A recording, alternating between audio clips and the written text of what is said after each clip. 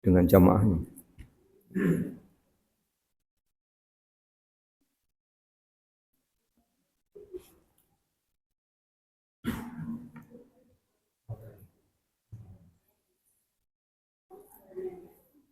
Assalamualaikum warahmatullahi wabarakatuh. Innal hamdalillah nahmaduhu wa nasta'inuhu wa nastaghfiruh. Wa na'udzu billahi min shururi anfusina wa min sayyiati a'malina may yahdihillahu fala mudhillalah wa may yudlil fala hadiyalah. Asyhadu an la ilaha illallah wahdahu la syarika lahu wa anna Muhammadan abduhu wa rasuluh. Allahumma shalli ala Muhammad wa ala ali Muhammad kama shallaita ala Ibrahim wa ala ali Ibrahim wa barik ala Muhammad wa ala ali Muhammad kama barakta ala Ibrahim wa ala ali Ibrahim innaka Hamidum Majid. Bapak dan Ibu yang mudah-mudahan dirahmati oleh Allah. Syukur alhamdulillah malah senantiasa kita panjatkan kehadirat Allah Subhanahu wa taala atas seluruh limpahan nikmat yang telah Allah berikan pada kita. Salawat, salam dan keberkahan kita mohonkan kepada Allah agar senantiasa tercurah kepada Rasulullah Muhammad sallallahu alaihi wasallam dan keluarganya sebagaimana Allah telah mencurahkan salawat, salam dan keberkahan kepada Nabi Ibrahim alaihissalam dan keluarganya. Bapak dan Ibu yang mudah-mudahan dirahmati oleh Allah, melanjutkan kajian tafsir Al-Quran masih di surah An-Nisa. Pada pagi hari ini kita akan mengkaji ayat 40 sampai dengan 42. Allah Subhanahu wa taala telah berfirman di ayat 40 surah An-Nisa. A'udzubillahi minasyaitonir rajim. Bismillahirrahmanirrahim. Innallaha la yadlimu misqala dzarrah wa in taku hasanatan yudha'ibha wa yu'ti min ladunhu ajrun 'azima. Innallaha sesungguhnya Allah la yadlimu tidak akan menganiaya misqala dzarrah sebesar zarrah. Wa in taku hasanatan dan jika ada kebajikan yudha'ibha akan dilipat gandakannya. Wa yu'ti dan akan didatangkan min ladunhu dari sisinya ajrun 'azima pahala yang besar. Bapak dan Ibu yang mudah-mudahan dirahmati oleh Allah.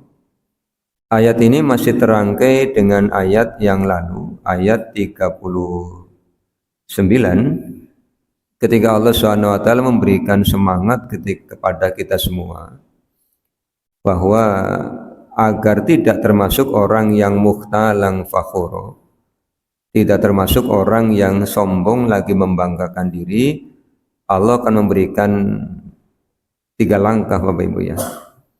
Yang pertama, ketika ingin terhindar dari sifat sombong adalah berinfaknya karena Allah.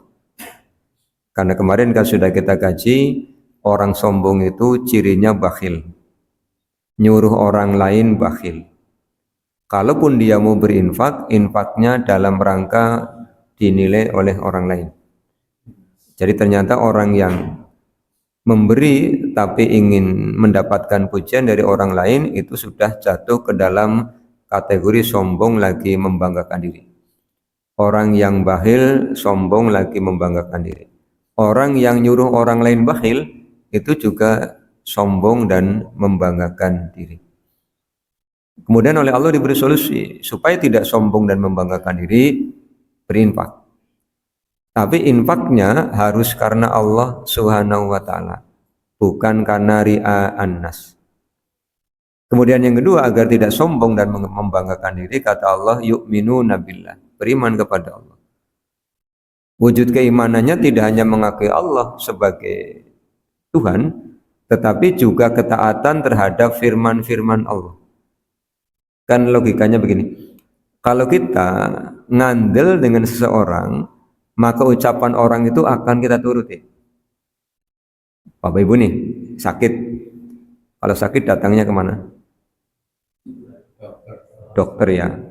Ada juga yang datangnya ke dukun kan, sama-sama D. Ini dokter, ini dukun. Dokter di tempat tinggal kita kan banyak, Bapak Ibu. Tapi kenapa ketika jenengan datang ketika sakit, jenengan berobatnya ke dokter A misalnya? Karena jenengan percaya. Sehingga ada semacam ungkapan, oh kalau ke sana ada sugesti Pak. Sampai-sampai baru lihat halaman rumah dokter aja perasaannya sudah, kalau sembuh belum Pak, sudah anget di badan itu. Jadi ada perasaan terengginas. Sampai-sampai pernah ada orang mau periksa itu, balik lagi, hanya lihat halaman dokternya kemudian pulang lagi. Anaknya cerita, saya tanya, kenapa pulang lagi Mas? Ibu udah merasa seger Pak. Nah ini kan karena apa? Karena ngandel. Nah ketika datang ke sana diperiksa, disebutkan penyakitnya A, pantangannya B, cara pengobatannya D, silakan berdoa kepada Allah meminta kesembuhan. Karena ngandel dengan dokter tersebut, maka ucapannya akan ditaati. Kalau kita yu'minuna billah, harus lebih dari itu. Karena dokter itu ilmunya diberi oleh Allah.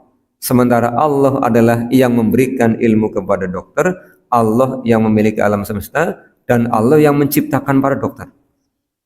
Kalau dokter aja kita ngandel, harusnya kepada Allah lebih lagi. Ini agar kita tidak sombong lagi membanggakan diri. Kemudian yang ketiga, langkah kemarin yang sudah kita kaji agar tidak sombong adalah yakin akan adanya hari akhir.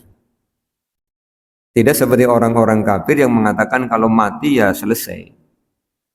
Jadi dianggapnya hidup itu ya hanya seperti sekarang ini, nanti mati dikuburkan jadi tanah selesai. Kalau begitu penak banget. Kalau tidak ada akhirat, para penjahat itu enak. Iya, merajalela, mati selesai. Tidak selesai. Ada pertanggungjawaban. Orang yang yakin akan adanya akhirat, setiap tindak tanduk, langkah ucapannya akan senantiasa hati-hati. Maka pada ayat yang ke-40 Allah masih memberikan semangat. Amaliyah-amaliyah yang akan dinilai oleh Allah SWT tidak hanya yang besar. Kata Allah, walaupun miskola zarroh. Dulu ketika ngaji, belajar di madrasah, sanawiyah maupun ketika ngaji di musola ya Pak. Kemarin ketemu teman ngobrol cerita masa lalu ya, nostalgia berarti ya. Cerita sebelum ada listrik, habis subuh dengan namanya damar gembreng. Damar gembreng itu yang ada corongnya. Iya, jadi ada cakingannya gini Pak, ada cakingannya, terus ada corongnya dari beling itu. Lah lampunya nyala di dalamnya. Ini ayam, kalau ketiup angin tidak akan padam. Jadi ada sempor, ada gembreng. Kalau sempor itu yang tidak ada corongnya. Jadi kalau kena angin liak-liuk. Ini kalau di rumah tuh tidak punya gembreng, adanya sempor. Yang kalau bangun tidur hidungnya pada hitam semua sini. Mungkin yang usianya di bawah saya ya anda lihat, Pak Misbah Anda apa zaman tahun berapa? Ya, makanya saya eling lah. Eling itu ya berarti usia 7-8 tahun sampai dengan, karena di tempat kami itu listrik baru masuk tahun 97 Pak. Ya. 97 itu listrik baru masuk. Kemudian habis subuh ada ngaji, nanti ada yang menyampaikan ustadznya. Siangnya sekolah, nanti jam 2 itu sudah ke langgar lagi. Langgarnya baru pakai keramik, tehel aja enggak pakai tehel, jadi masih berdebu. Mboten Pak, pakai debu, masih berdebu itu kan langgar. Ditutupi pakai ini, pakai tikar yang sekarang untuk bungkus jenazah. Nanti jam 2 ngaji liren asar, habis asar ngaji lagi, nanti jam 5 pulang, maghrib datang ngaji lagi, sama isya ngaji lagi. Yang kita bicarakan di saat keadaan dalam tanda kutip ya masih dalam keadaan tertinggal, tapi semangat tolabul ilminya tinggi. Jadi kalau habis maghrib di musola-musola, di langgar-langgar itu tidak kedengaran orang berguru. Kedengarannya orang nadoman. Nadoman sorof misalnya. Jika lagi belajar tafsir, tasrif usulnya. Karena untuk membantu mengingat itu caranya memang dinadomkan. Dilafalkan dengan nadja. Gitu kan. Misalnya fa'ala yaf'ilu fa'lan fa'ilun maf'ulun. Tinggal yaf'ilu berarti if'il. Kalau yaf'alu if'al. Kalau yaf'ulu uf'ul kan gitu. Jadi fi'il amarnya mengikuti fi'il mudhari itu sambil kepalanya goyang-goyang. Fa'ala yaf'il. Nah, nanti habis sisa ngaji lagi jurmiyah itu diajari begitu. Nanti lanjut dengan belajar hadis, belajar tafsir. Nah, teman bilang suasana seperti itu sekarang tidak ada ya Pak. Sekarang tidak ada. Kalau pengen ada, sekarang harus nginep pesantren. Sekarang adanya di pesantren. Di kampung-kampung sudah tidak ada. Karena apa? Ada sisi negatif dari kemajuan teknologi. Begitu teknologi masuk, kalau dulu orang pengen nonton film, ya nunggu ada orang hajatan. Nanti ada yang gelar layar tancap. Ya, kan gratis Pak. Bioskop kan jauh. Harus melaku sampai ke kota. Jadi nonton kalau ada orang hajatan nanti ada tulisannya hiburan layar tancap itu sudah ditunggu-tunggu. Nanti mau nonton layar tancap. Musuhnya apa? Kalau hujan bubar semua penontonnya. Nih, ya yung di halaman rumah. Nanti nontonnya harus dari sini karena layarnya digelar sini. Pakainya sinar gitu. Kalau lihatnya dari sana nanti gambarnya kebalik semua karena dari sebelah sana. Lah, ketika kita datang ke tempat pengajian, kelihatannya kecil. Langkah-langkahnya. Tetapi yang demikian itu akan dinilai oleh Allah Subhanahu wa taala. Bahkan di dalam kitab Sahih Al-Bukhari pada kitab salat Jumat, kaki-kaki yang berdebu di jalan Allah, maka Allah haramkan neraka menyentuhnya. Jadi kaki-kaki panjenengan yang panjenengan gerakkan tiap hari di jalan Allah untuk datang ke masjid jamaah, untuk datang ke masjid thalabul ilmi, untuk silaturahim, untuk cari nafkah, itu neraka diharamkan menyentuh kaki panjenengan. Ini sentuh kakinya siapa? Kaki-kaki yang digerakkan di jalan setan. Kaki-kaki yang mengantarkan tubuh untuk melakukan kejahatan, itu yang nanti akan disebut. Maka amaliyah yang sebesar zarroh, tadi saya sampaikan, di era saya ngaji, zarroh itu diartikan biji sawi. Kalau sekarang biji sawi kayaknya terlalu besar ya. Maka sekarang zarroh diartikan atom. Mungkin atom ada lagi yang lebih kecil. Ini yang sekolahnya jurusan IPA lebih kecil daripada atom apa Pak? Hah? Wah ini Anda guru nih. Ada inti atom, ada kulit atom ada nih Pak? Ada. Oh elektron. Kalau saya salah dikoreksi ya. Kan ada intinya, ada kulitnya gitu ya. Ada inti atom, ada kulit atom, elektron, proton, neutron gitu ya. Ya. Kan tidak semua saya tahu Bapak Ibu ya. Yang saya tahu lebih sedikit daripada yang saya tidak tahu. Jadi koreksi aja kalau keliru. Walaupun sebesar atom atau lebih daripada atom, Allah akan melipat gandakannya jika apa? Jika itu adalah kebaikan.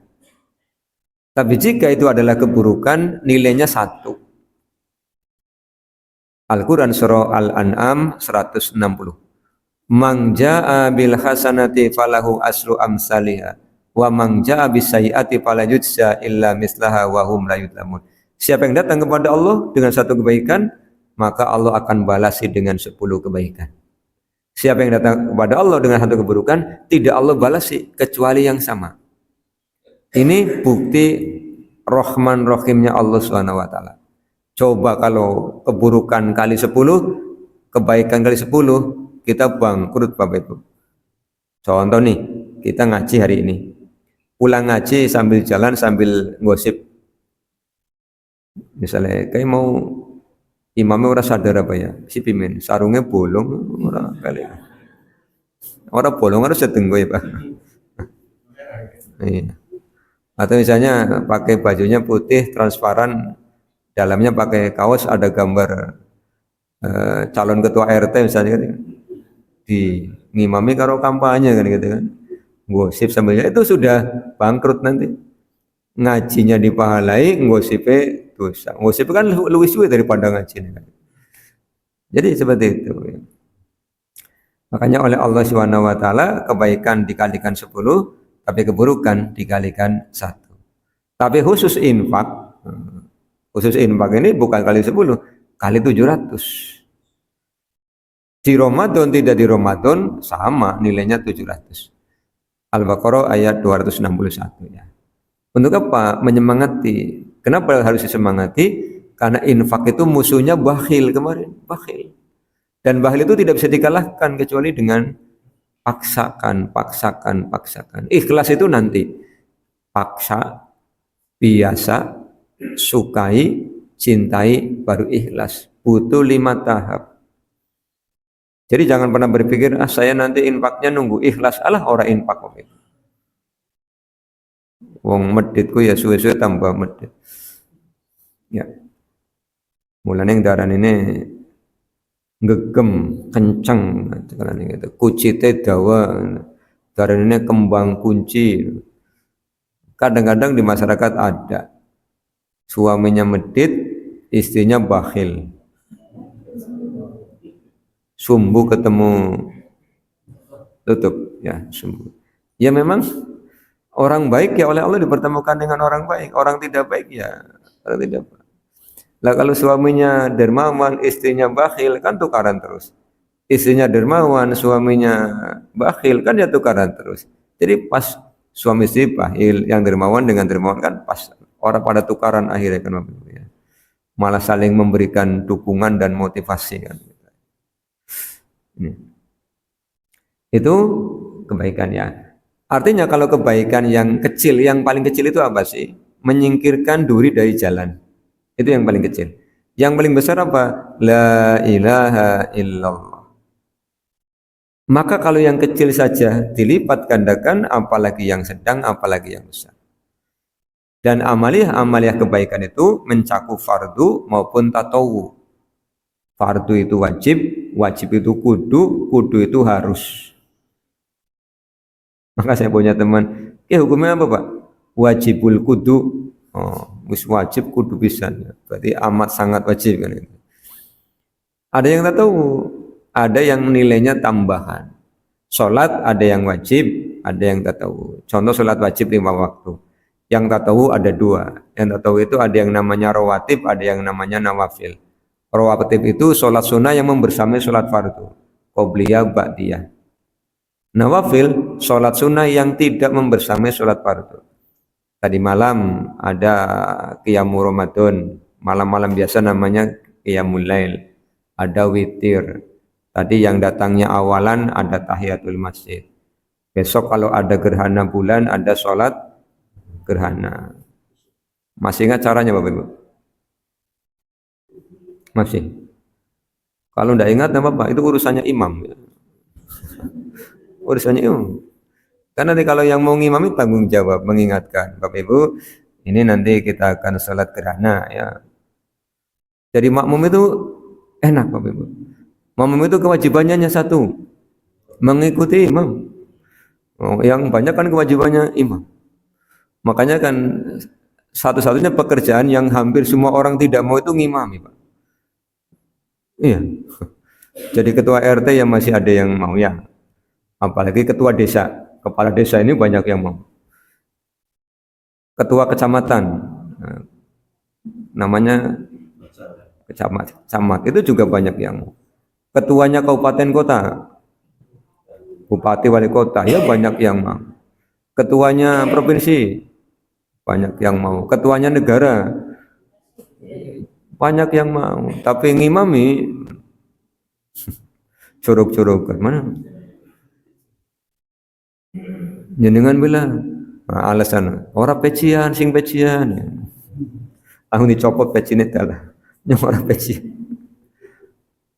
Pimen iki lah sing gelem wis iki bae delengi sing uwane paling akeh ora kan delengi ngono. Iya mau ngapa sih Pak? Lah ancamannya begitu. Jadi imam ke berat tanggung jawab ya kan diancam oleh makmumnya. Angger ngimami salah nanggung dosane makmumnya kan tadi berat Pak. Pemahaman yang keliru ya.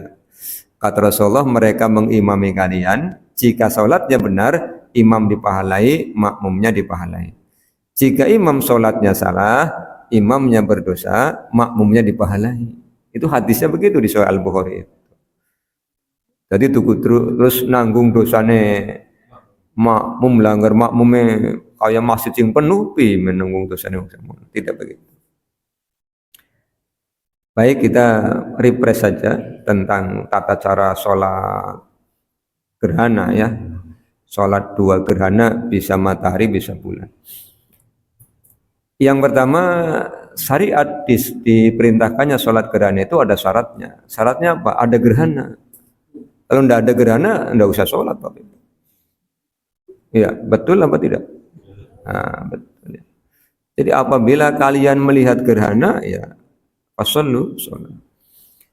Sholatnya itu istimewa karena kata Ibunda Aisyah tidaklah Rasulullah sholat paling panjang kecuali sholat gerhana yang berjamaah loh ya. Kalau sendirian tuh Rasulullah tahajud ya sudah lama. Ini yang jamaah. Sampai-sampai Asma ketika makmum itu mau pingsan itu karena saking lamanya. Durasinya berapa? Sepanjang gerhana berlangsung. Kan duduk kan teorinya begitu. Perkara umat sekarang tidak mampu kan ya menyesuaikan kan. Kita kan umat minimal Bapak Ibu ya. Iya, kalau para sahabat itu kan sedikit-sedikit beribadah, sedikit-sedikit berinfak. Jadi sering kalau umat kita kan beribadah sedikit, infak sedikit gitu kan. Jadi sedikit-sedikit tapi beda kalimatnya. Ya, jadi jumlah rokaatnya 2, tapi tiap rokaat itu ada 2 Fatihah. Ada 2 Fatihah, ada 2 kali membaca surah, ada 2 kali ruku. Itu ya rokaat. Takbiratul ihram nih. Kemudian doa iftitah dulu Pak, iftitah. Habis itu kemudian baca suratul Fatihah. Suratul Fatihah. Surahnya panjang karena durasi mataharinya, durasi gerhananya kan lama. Kalau kira-kira gerhananya 2 jam ya berarti Al-Baqarah 1 juz. Al-Baqarah 1 juz. Kalau kelamaan ya setengah juz wis. Ya imamnya sing apal aja sing orang apal. Iya, ya anak-anak yang lagi nyantri disuruh pulang suruh imam. Jadi setelah suratul Fatihah baca nih misalnya Al-Baqarah ayat 1 sampai ayat yang ke 70. Setengah wis kan 1 juz 142 ya. Sampai ayat 70. Nanti setelah itu ruku. Rukunya juga lama Bapak Ibu. Rukunya itu lama. Jadi semuanya lama. Nah, setelah ruku kemudian i'tidal. Sami Allahu liman hamidah, tapi tangannya kembali ke dada. Terus membaca suratul Fatihah lagi. Jangan sujud. Suratul Fatihah lagi, nanti lanjut lagi Al-Baqarah ayat 71 sampai 42. Jadi 1 rakaat 2 kali dibaca itu 1 juz. Itu nanti durasinya antara 40 sampai 50 menit. Kowe ngadeg sing berat makmumnya. Oh ya gayu. Nah, sudah setelah suratul Fatihah baca surah lagi, kemudian ruku, i'tidal, kemudian sujud. Sujudnya juga lama. Lamanya berapa? Sama dengan rukunya. Jadi kalau rukunya baca 7 kali, doanya ya sujudnya 7 kali. Boleh duduk. Duduk, habis duduk, sujud lagi. Habis sujud kemudian berdiri. Sedekap lagi, baca suratul Fatihah. Nanti lanjut juz 2 dari saya qulu sufaha'u. Nah, ini kan 143 ya, juz 2 itu. Sampai dengan 252. Karena tilka rusulu itu 253 ya, 253. Ya tinggal 142, 143 sampai 252 dibagi 80 ayat ya. Nanti sisanya 60. Itu bisa 2 jam. Nah, setelah selesai itu sama tadi gerakannya yang awal. Jadi baca surah, suratul Fatihah, baca surah, kemudian ruku, i'tidal, sedekap lagi, baca Fatihah lagi, baca surah, ruku, i'tidal, kemudian sujud. Nah, setelah selesai ada khutbahnya. Rasulullah khutbahnya malah sebentar ya. Hanya menyampaikan sesungguhnya matahari dan bulan adalah dua tanda di antara tanda-tanda kekuasaan Allah. Inna samsa wal qamara ayatani min ayatillah la yankhasifatani limauti ahadin. Jangan kaitkan ketika terjadi gerhana dengan kematian seseorang. Maka disuruh untuk sholat, untuk bertakbir, untuk bertasbih, untuk bersedekah. Jadi kalau mau menghadiri sholat gerhana jangan lupa siapkan harta untuk sedekah. Dan tadi sudah sering saya bolak-balik menyampaikan, sedekah infak yang paling utama adalah besar ikhlas daripada kecil tidak ikhlas ya. Jadi kalau besok mau sholat gerhana ya aja abu-abu teruslah rada ningkat. Ya aja abang di situ bukan meditasi. Si medit ya ijo wis ya.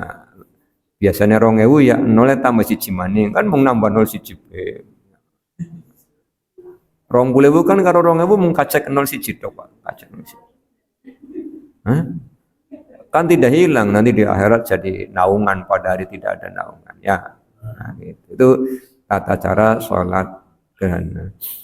Kemudian boleh enggak sholat gerhana setelah selesai sholat asar? Tergantung gerhananya. Nah, sholat gerhana itu tidak mengikuti waktu sholat, tapi mengikuti waktu gerhana. Kalau gerhana bulan misalnya nih, gerhana bulan, mulainya kok 00 sampai 04, ya berarti mulainya tengah malam sampai 04. Jika kuat, jika tidak ya silakan mau di awal, di tengah, atau menjelang selesai. Nanti kan pakai dalilnya yang mana? La yukallifullahu nafsan illa wus'aha.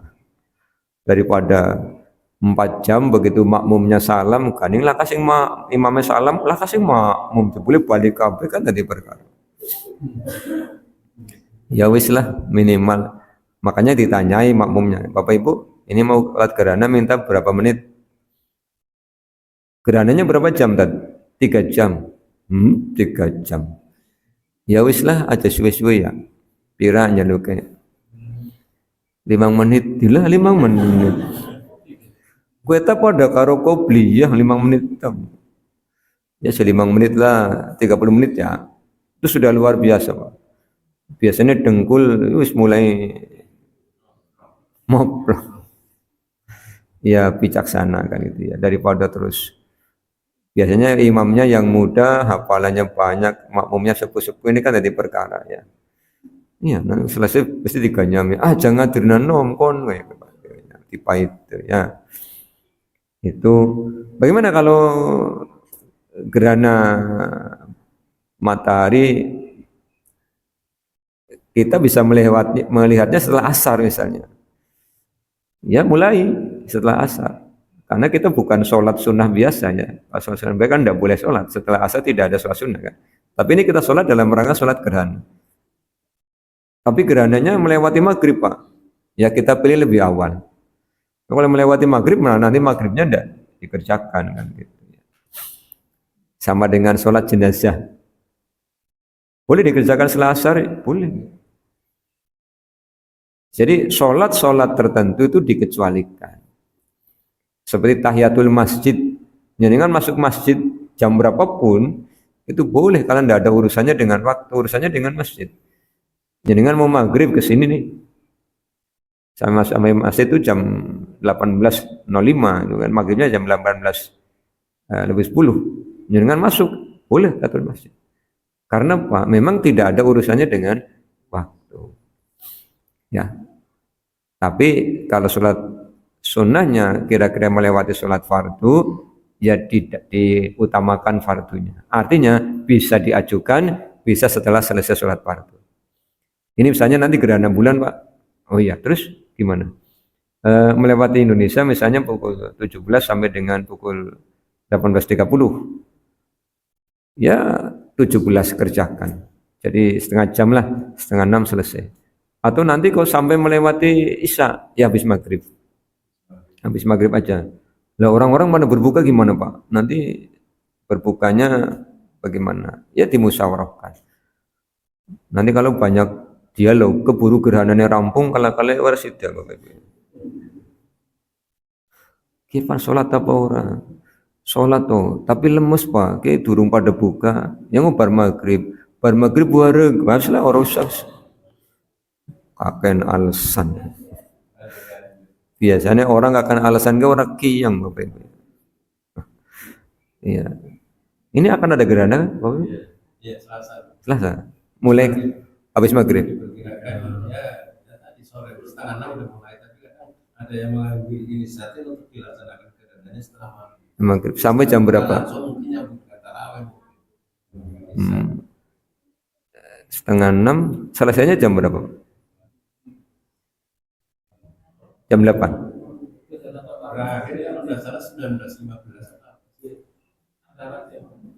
Oh.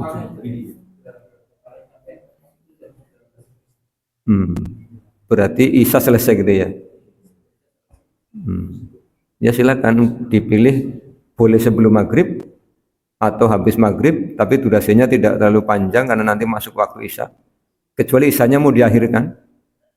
Karena Rasulullah SAW itu ya membolehkan, bahkan menyampaikan kalau tidak memberatkan umatku, inilah waktu yang aku sukai. Tapi kan tadi saya sampaikan generasi kita itu ya minimalis, berat gitu ya Bapak-Ibu ya.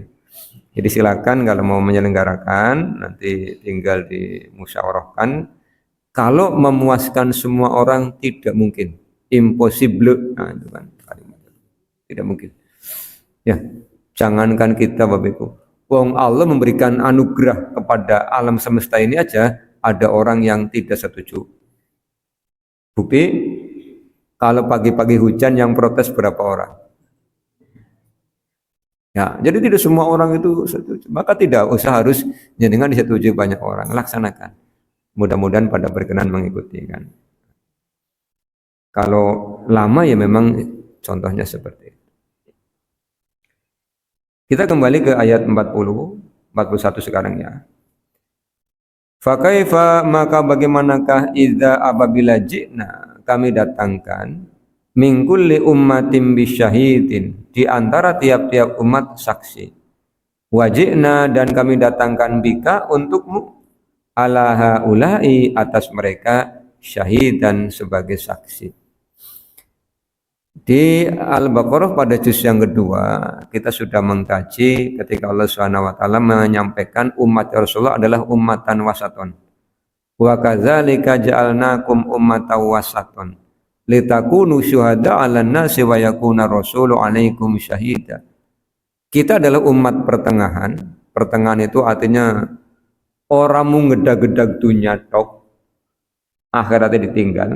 Orang mu ngedag-gedag akhirat tok, dunia ini ditinggal. Ummatan wasatun adalah mengejar dunia dan akhirat sama-sama 100%. Ngasab ya kenteng, ibadah ya kenteng.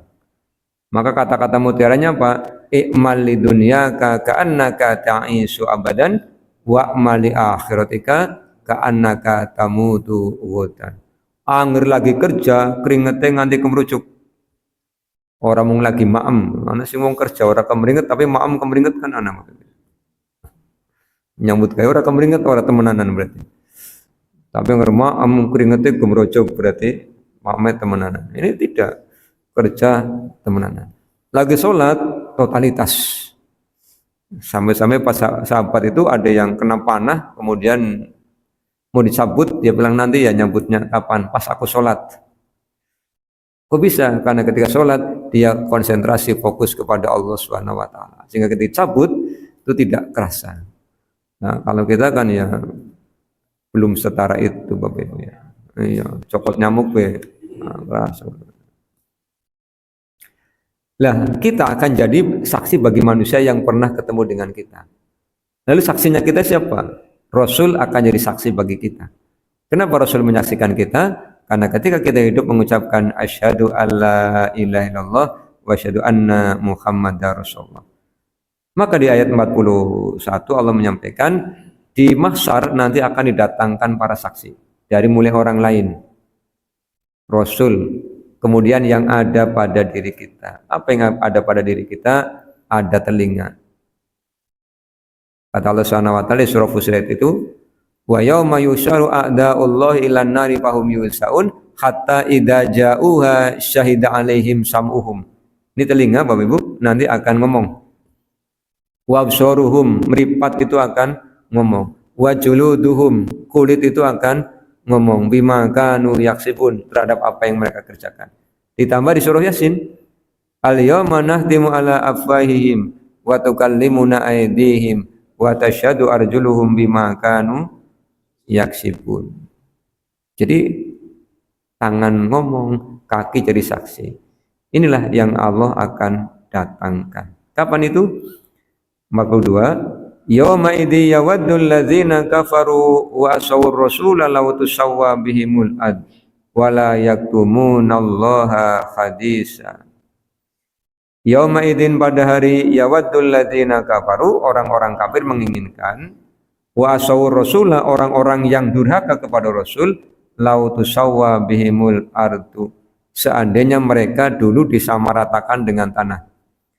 Di An-Naba Allah menyampaikan orang kafir itu ketika ketemu dengan Allah mereka menyesal tidak mengimani Allah, terus mereka ngomong apa?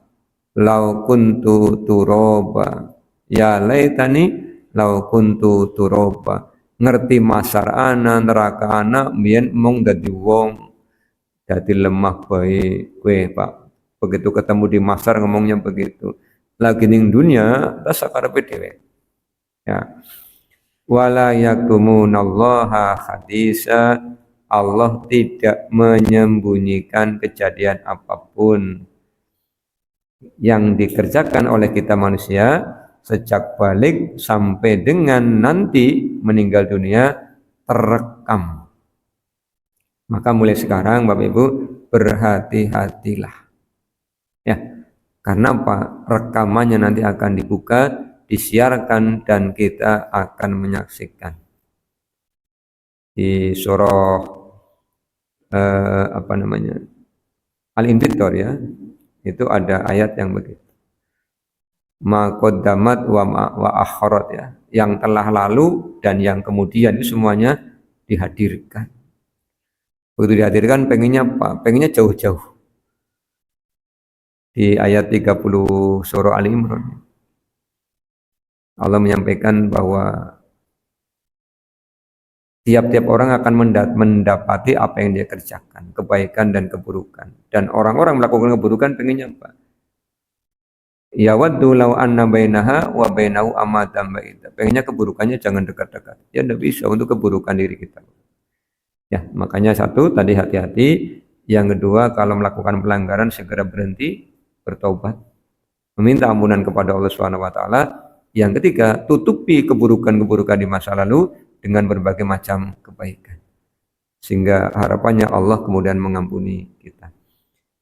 Demikian selesai 40-42. Insya Allah ketemu lagi di hari Jumat pekan yang akan datang. Demikian Bapak Ibu, kita tutup dengan usaha baca doa kafaratul majelis. Subhanakallahumma bihamdika asyhadu an la ilaha illa anta astaghfiruka wa atubu ilaika. Wassalamualaikum warahmatullahi wabarakatuh.